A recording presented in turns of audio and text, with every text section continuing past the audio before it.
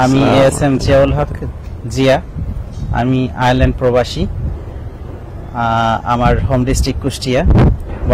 বর্তমানে আমি ডাবলিনে থাকি। তো তুহিন ভাইয়ের সাথে আমার পরিচয় করোনাকালীন সময়ে। সেখান থেকে আমি ওনার অনেক ভিডিও দেখেছি আর কি। তো সেখানে আমার কাছে খুব ভালো লেগেছে আর কি। তো আমি আমার এক আত্মীয়কে এখানে পাঠাই আর কি। তার মারফতে আর কি আমি তুহিন ভাইয়ের এখানে একটা ফ্ল্যাট বুকিং দেই আর কি। তো আজকে সরাসরি ভিজিট করলাম আর কি সেখানে। তো আলহামদুলিল্লাহ আমার কাছে খুব ভালো লেগেছে।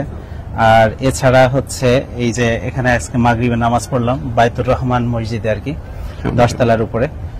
চমৎকার পরিবেশ আলহামদুলিল্লাহ। ওনার যে নিয়তে, যে উদ্দেশ্যে উনি এটা করেছে স্থাপনা, ওনার এই নেক উদ্দেশ্য কবুল করুক। আর এখানে মাগরিবের নামাজ পড়লাম। আসলে একটা চমৎকার পরিবেশ, 10 তলার উপরে ঝিরিঝিরি বাতাস, ওপেন এয়ারে।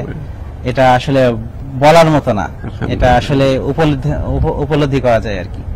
তো আলহামদুলিল্লাহ, আল্লাহ তাআলা ওনার এই কাজকে কবুল করুক, আমি সেই কামনা করি আর কি। আসলে ঢাকা শহরে তো প্রজেক্টের অভাব নেই, তো আমাদের কাছে মানে আসার মেইন কারণটা কি?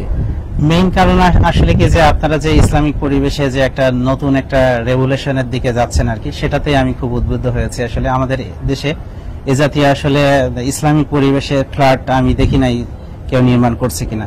আর প্রতিটি ফ্ল্যাটে বিল্ডিং এই একটা মসজিদ আছে, এখানে মাদ্রাসা আছে।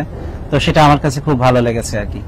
তো আপনারা বিশেষ করে যারা প্রবাসে থাকেন, প্রবাসে তো আরো অনেক ভালো সুযোগ সুবিধা রয়েছে, কিন্তু মানে দেশে এরকম একটা পরিবেশে রাখার উদ্দেশ্য কি?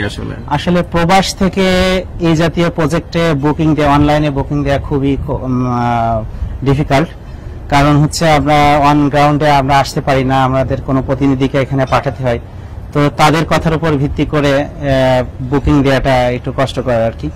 তো সেখানে তুহিন ভাইয়ের সাথে আমি তার সাথে যতটুকু জেনেছি এবং তার যতটুকু আমি লাইভ দেখেছি, তার উপরে বিশ্বাস স্থাপন করা যায় আর কি।